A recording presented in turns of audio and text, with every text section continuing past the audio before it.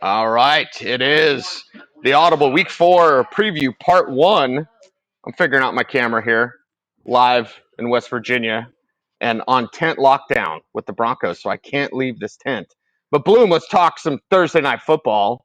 Cowboys and Giants. The Cowboys still can't run the ball, and I guess we're still waiting for someone not named CeeDee Lamb to help out Dak a little bit Yeah, more. CD Lamb saying that he apologizes for his body language, but a lot of bad body language. In this game, I think we can look at as which coach is going to keep themselves away from the end of the plank here.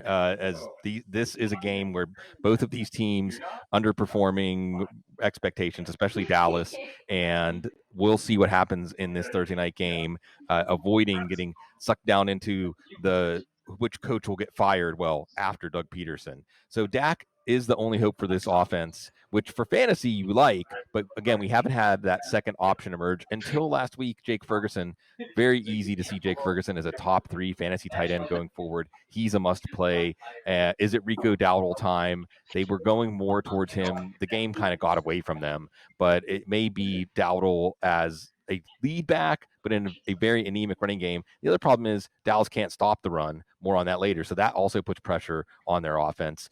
Jalen Tolbert, Brandon Cooks, these guys are mere what the heck flexes simply on the amount of volume that Dak Prescott is going to have to take on to move this offense because, as you said, Cease, they can't run the ball. They can't run the ball, but the Giants can. So we'll see if at home they figure that out and just keep the ball away from Daniel Jones. And of course, Malik Neighbors. Please, more Malik Neighbors. And you had Wan'Dale Robinson as a what the heck flex. So let's put him back in there in that category, Bloom.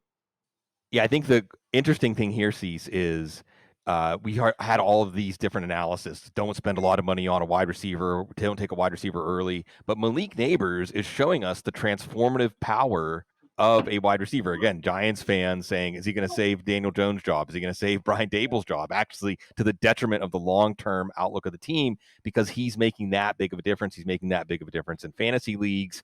And again, the interesting thing here from Brian Dable's point of view is Dallas cannot stop the run. So it should be a good Devin Singletary day, but certainly you're going to lean on Malik Neighbors. And then, like you said, Wan'Dale Robinson and perpetual what the heck flex, as defenses are going to be overplaying. Jones is going to be looking for Neighbors. Defenses are going to try to take away Neighbors. There's Wan'Dale underneath getting a lot of easy, short catches. So I actually expect the Giants maybe to continue to embarrass the Cowboys and push Mike McCarthy a little further out on that plank. Well, next up, it's Saints and Falcons of the Week 4 preview. I'll speak in hushed tones so Sean Payton doesn't hear me talking about his ex.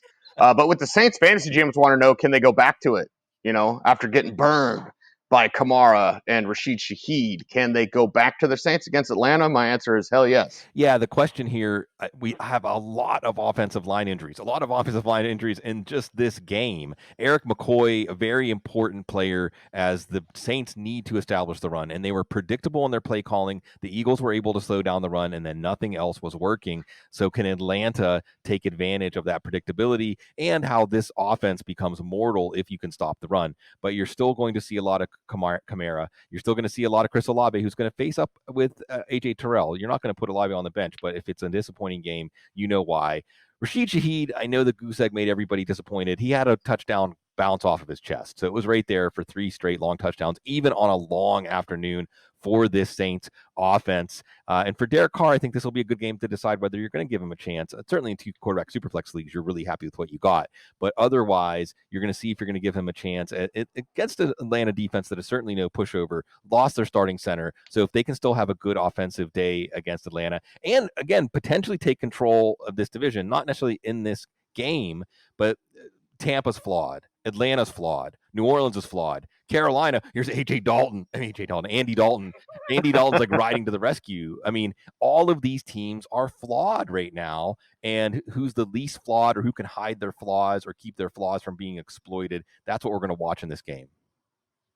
Yeah, we're going to watch that closely. And on the Atlanta side, you mentioned the flaws. The flaw for me is not using Bijan Robinson enough. So Darnell Mooney, what the heck flex? We all know the Falcons that you'll turn to. But man, Robinson's got to get more work. And that's with Caleb McGarry and Drew Dahlman, your starting center and your starting right tackle, down for multiple weeks. So this was already an offense that had to hide Kirk Cousins. Kirk Cousins hasn't got that much more spry or mobile over the first 3 weeks of the season. And you know the Saints defense is going to be ready to tee off on him. The Saints pass rush has been great. The Saints defense forcing a lot of takeaways, a lot of sacks. So like you said, Cease, it's going back to Bijan Robinson, and they have had trouble defending zone runs, but does that become more difficult? Because again, with zone, it's the mental side of the game for the running back and for the offensive lineman. And when you have two backup offensive linemen in, that could be a problem. You're going to see Drake London against Marshawn Lattimore, but you know that Kirk Cousins has been feeding Drake London enough that you're not afraid to play him, at least as a wide receiver 3 flex. But Darnell Mooney is the guy who may continue to be forcing his way into our lineup as he appears, whether it's a short target, a long target, a comeback game, whatever the script.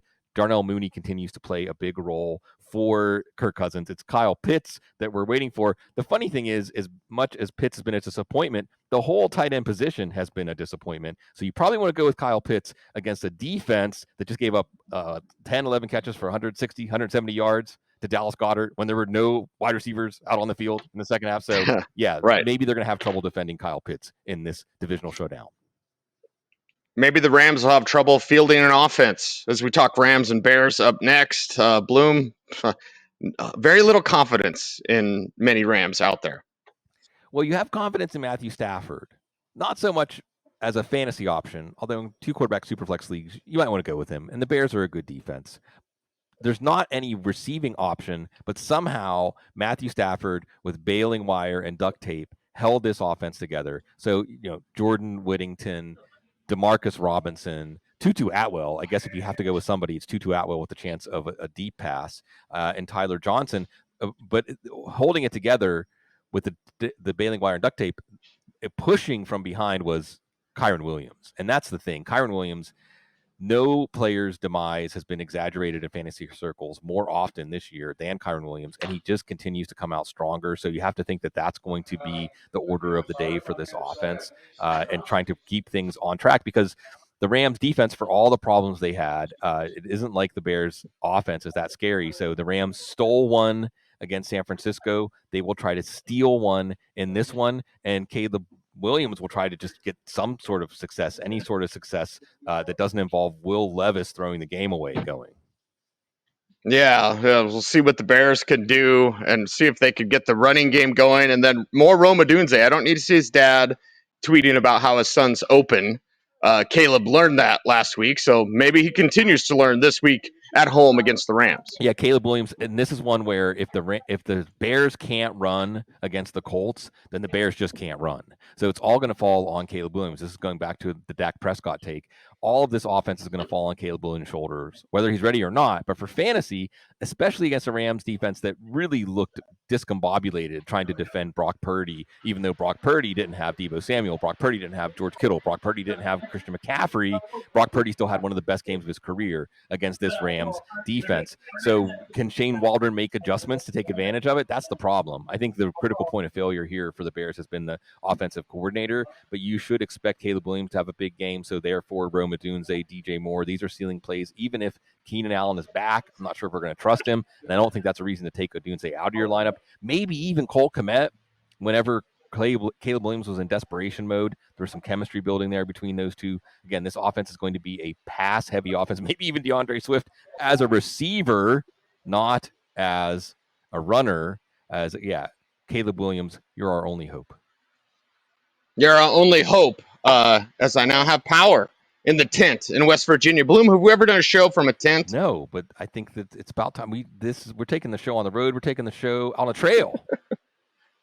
Yeah, I was hoping to show you stuff, but again, on tent lockdown here with the Broncos in West Virginia at the Greenbrier. Minnesota and Green Bay Packers, get your popcorn ready. And Minnesota side, Sam Darnold riding high. Bloom, hopefully you caught that. Yeah, back. Minnesota side, let's talk about these Vikings. Minnesota side, Minnesota, Green Bay. This is your biggest game of the week. This is a really, really exciting game. A showdown. These are two of the power players in the NFC and in the NFC North, obviously. Green Bay defense has been really strong, but so has the Minnesota offense. Sam Darnold, Justin Jefferson. Maybe we'll see Jordan Addison back in this one. And Jalen Naylor trying to make it 4 straight weeks with the touchdown here. And Aaron Jones, we talk about revenge games and watch Sam Darnold. I know he had to have the knee checked out. I think he's going to be fine. He threw another touchdown. Just watch the practice reports to make sure this isn't going to be an issue. We talk about revenge games. We talk about revenge games because it's a nice, simple narrative, and I'm the mayor of Narrative Street, so I love it. This is truly a revenge game. This is truly a game where a player, Aaron Jones, who I think did right by the team, and Brian Gutekunst even said at the end of the season, something like he was the heart of the team. He was the heart of the team, and then they asked him to take a pay cut, and a significant pay cut, and he said no. So here we are. And this is a game where I think the coaches are aware of this. So, this is where we can talk about revenge games, and we can talk about how often we try to overfit these narratives into the revenge game narrative. But in this case, I got to think Kevin O'Connell, the whole locker room, the way this team has rallied around each other, the way this team has become a surprise Super Bowl contender, this is an Aaron Jones game. Yes, and then full disclosure, of course, we're pre-recording this on Wednesday morning, so we got to see if Jordan Love's going to play. That affects everything for the Green Bay Packers. Well, maybe not as much as we thought, as Matt LaFleur has made some really good game plans for Malik Willis, enough that other teams might be looking at Malik Willis as somebody at the end of his rookie contract in a couple of years to consider as a bridge quarterback or a potential starter. So Brian Flores' defense has been dismantling these McShanahan offenses. So you would hope it's Jordan Love just to give a more even matchup here. Would they be able to fluster Malik Willis? Certainly, if Malik Willis is in, you like Minnesota's defense a little more as a play. If Jordan Love is in, then you like Christian Watson, you like Jaden Reed, you like Romeo Dobbs. If Love is back, they all at least get in as a flex. Josh Jacobs was supposed to really be the face of this offense with Malik Willis at quarterback, but last week it was Emmanuel Wilson. I'm not saying to play Wilson or to bench Jacobs, although I am saying I'm watching this split because if Wilson continues to look better than Jacobs, you wonder if this is going to turn into a committee. Aaron Jones can tell you this team likes running the Packers a running back committee, even if they have one running back that they're paying more or one running back that is better thought of. Last thing I'll add here is love Tucker Kraft. I like seeing the Tucker Kraft bandwagon grow. It's just a fun guy to watch play, the way he plays the game. And if Jordan Love is back, maybe he can help you win your fantasy football game this week. Yes, 4 games down, 4 games to go on this discombobulated, sorry, I'm stuck in a tent, West Virginia. Anyway, let's talk Steelers. Blink twice if you're safe. And Colts. Yeah, exactly. Or blink once if I'm not. Sean Payton lurking around somewhere. So let's talk Steelers and let's talk Colts. And that means Justin Fields. That means Najee Harris. Maybe Cordell Patterson is a what the heck flex. Right. And on the road, the Steelers are looking to be 4-0. Yeah, and it's Justin Fields' team now. It's Justin Fields' offense now, and maybe even he's your starting quarterback. As the Colts' pass defense, I think they're the cornerbacks. This could be a game where the matchups with Pickens and Calvin Austin and that speed, it's really something to exploit here. Fields set up for success. They called a lot of passes for him early. It really got him on track, and it set the Steelers up for a surprise 3-0 start. Maybe not so much of a surprise when you look at the schedule, and not so much of a surprise if they go 4-0. They should go 4-0 in this game, partially because you got Najee Harris, arm in a sling. Don't worry about that. He's going to be fine. Jalen Warren has a knee issue. He's more dicey. Like you said, you could see more Cordero Patterson. I'd like to see more Cordero Patterson either way. Harris is a running back too this week because until they face the Bears, the Colts could not stop the run. Pat Freiermuth, not exactly exciting. Might pencil in 6, 7, 8 points a week for you. The exciting thing here, Cease, is seeing if we continue to give Justin Fields more. He shows more as a passer. That continues to create another threat, a passing threat to this offense that we know has going to be good at taking care of the ball. They're going to establish the run, and when the Colts have the ball, they're going to get after Anthony Richardson. Yes, just run the ball with Jonathan Taylor as much as you can. Pass catching running backs are a little bit of the Achilles for the Steelers. Achilles! But is Anthony Richardson going to get through this game facing that rush? And those guys without Alex Highsmith now for a month. Right, but they got, Herbig is going to be just fine. The Steelers always have another one. So you just don't want to leave Anthony Richardson hanging out to dry here, because this is a vertical pass offense. This is a pass offense that likes to go downfield, but that means leaving your quarterback exposed. So I think that it's not absurd, Cease, to have Jonathan Taylor touch the ball 35 times in this game. That's why you have him, and that's your best chance to win in this game. Maybe Josh Downs as a what the heck flex, not Michael Pittman. That's a perfect matchup for Joey Porter, to be honest, and put him man on man, and he's going to be able to shut down Pittman. Not that Pittman's been doing much. And maybe Alec Pierce again, a downfield threat. But you would think this is not a good opponent for Anthony Richardson. They won in spite of Richardson last week, and they may need him to just not really have much influence on this game, good or bad. So Anthony Richardson stays on your bench. Don't drop him. But we want to see, like you said, Cease, we just want him to get through this one intact against the ferocious Steelers pass rush. I'm on tent lockdown in West Virginia with the Denver Broncos. I can't even use the porta potty right now. Oh, wow. So we better make sure to hold it, everybody. Hold it out there. But it's Denver Denver against the Jets. Now we'll see if Tyler Bidet, and that's the way he wants it pronounced, Tyler Bidet gets more work for this team. We'll see if Cortland Sutton has continued to be schemed up, which I think I totally agree with that, 1,000%. You're not looking to the Broncos tight ends. Doesn't matter which one. But it's really about Sutton. And are we going to see a change in the backfield? On the road against the Jets, it'll be a tough one. Yeah, this is a tough matchup. This is a much tougher matchup. What we thought was a tough matchup last week against the Bucs, they were able to take advantage of some things. And it was Sean Payton with that great first drive, getting Bo Nix on track. And like you said, Cease, we're watching Tyler Beatty. Maybe don't start him, but pick him up and see if he can continue to carry over what he did in the second half last week. Cortland Sutton might be seeing a lot of Sauce Gardner. I'm not really playing anyone in this passing game. I'm not even really going to play Bo Nix in this one because we've seen that the Jets defense is still the strength of the team. And remember when the Broncos were going to have Aaron Rodgers as their starting quarterback? And Nathaniel Hackett was going to be happy. He'd be happy to stick it to the Broncos this week again, like they did last year with Zach Wilson. Now with more Aaron Rodgers, though. So what to expect from a Broncos defense is playing well. How does Rodgers stand up? That's what's interesting here is the Broncos defense is looking like a top half of the league defense so far. You will have Patrick Surtain.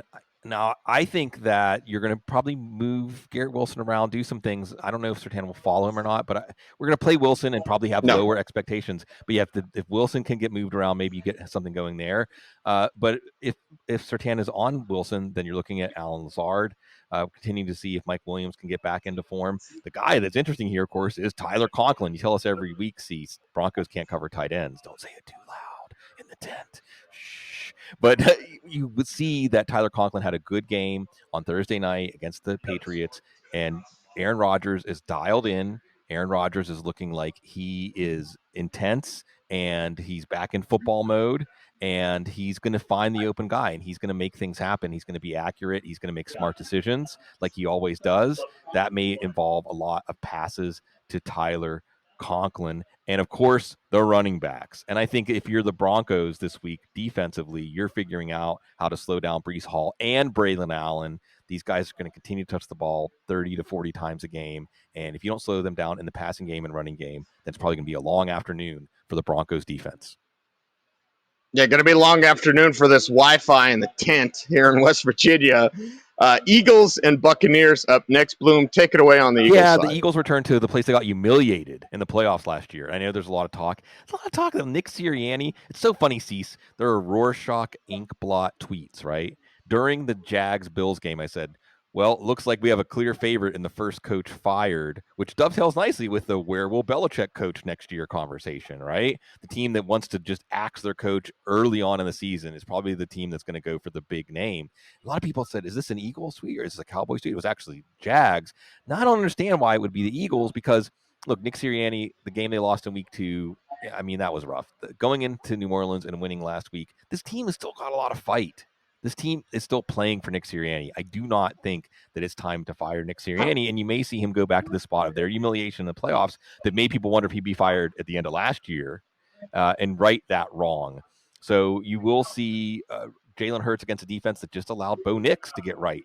You will see Saquon Barkley, single-handedly kept his team in the game with that 65-yard run last week. And you will see Dallas Goedert. Boy, you hope it's a lot of Dallas Goedert.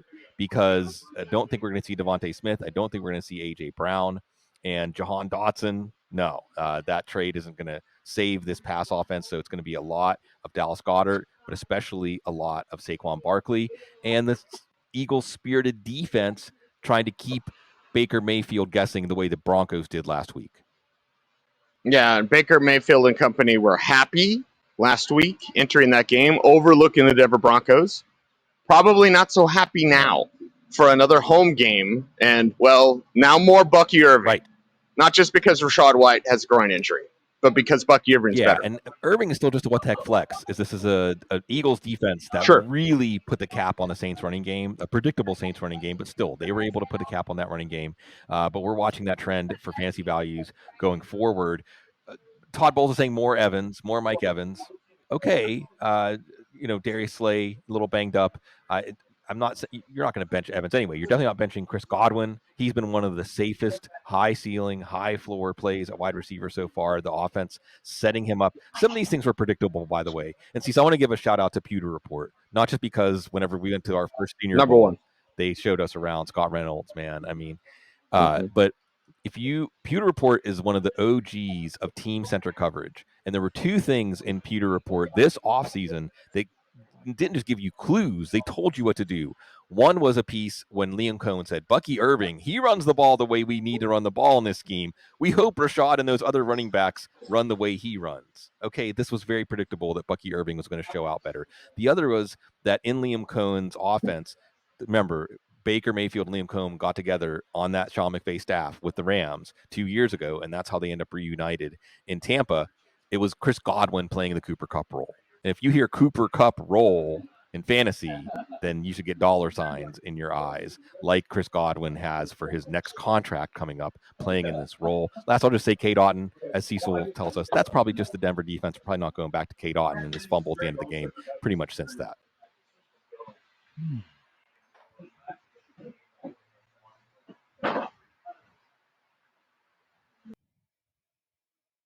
And it looks like we have one more game, as it looks like the tent lockdown has taken Cecil. For one more game, let's go with Cincinnati at Carolina. This is the Andy Dalton revenge game. This one is maybe not quite to the level of revenge that Aaron Jones is. Cease. I'm going to hand it back to you to hand it back to me to set up Cincinnati at Carolina, our last game of the part one of the week 4 preview here on the Audible. Yeah, and we're going to have to figure out something for part 2 because this Wi-Fi in this tent sucks in West Virginia. Bengals and Carolina, our final game. And I guess I can toss it to you just this way, Bloom. What the hell is wrong with Cincinnati? Yeah, and you heard about vibes. This is one of those things you got to pay attention. Like when Greg Rosenthal says, "I wouldn't take Puka Nacua before the season." Should have listened to him. You hear a lot about vibes, bad vibes. Maybe this is a team with a Super Bowl push, keeping T. Higgins around for one more year. Well, Burrow is going to be a good play for your fantasy league with Chase now, Higgins, Yoshevich, the tight ends, Zach Moss showing this is his backfield. He's in his running back too. Watching Eric All, Mike Gesicki has been a solid play, but Eric All is coming on, and you almost feel like they're easing him in because remember, he just tore his ACL last year, had a lot of injury issues. He's more of a second round level prospect who fell to the 4th round because of that. And Cease, you would say that if the Bengals lose this game, that their coach is on the hot seat, but do you remember how long it took them to fire their last head coach? Yeah, that's not going to happen. So let's talk Carolina with Andy Dalton. Now, more confidence in Chuba Hubbard, more confidence in Adam Thielen, more confidence in your Panthers, Bloom. Yeah, well, and I mean, the confidence was there in Thielen until he hurts his hamstring and ends up on injured reserve. So how many targets can you handle? Deontay Johnson. Xavier Legette is probably better than Jonathan Mingo if you're looking for what the heck flex here or what the heck pickup to see if a second target emerges. Tommy Tremble even. And Chuba, Wooly Boole, Mr. Charlie. I know all the deadheads out there are going to love that. Chuba, Chugga. And he's in your lineup as a running back too. And you wonder, Cease, the last thing here is Andy Dalton messing up the chance for the Panthers to get their Bryce Young replacement next year? Yeah, he could be. That's for sure. We could be looking for a different place to record this show. Yeah, we appreciate I everybody. think I can show you this. This is the only thing I can show you. Oh. Is that hill at the I am in the Greenbrier. I am at a tent. Yeah. I do have a little bit of the Broncos media with me here in the background. Oh, there they are. So there's the fellas and the ladies. I think, yes, ladies. Key is right here. So there you go. Just trying to figure out my camera. Trying to figure out the Wi-Fi situation. Bloom, if you want to hit stop record after I say, hey, Sigmund Bloom, follow him on Twitter, at Sigmund Bloom. I'm at Cecil Lammey. The show is at The Audible. We're saying Thanks, everybody. Thanks for dealing with these technical issues. Stay tuned and stay frosty.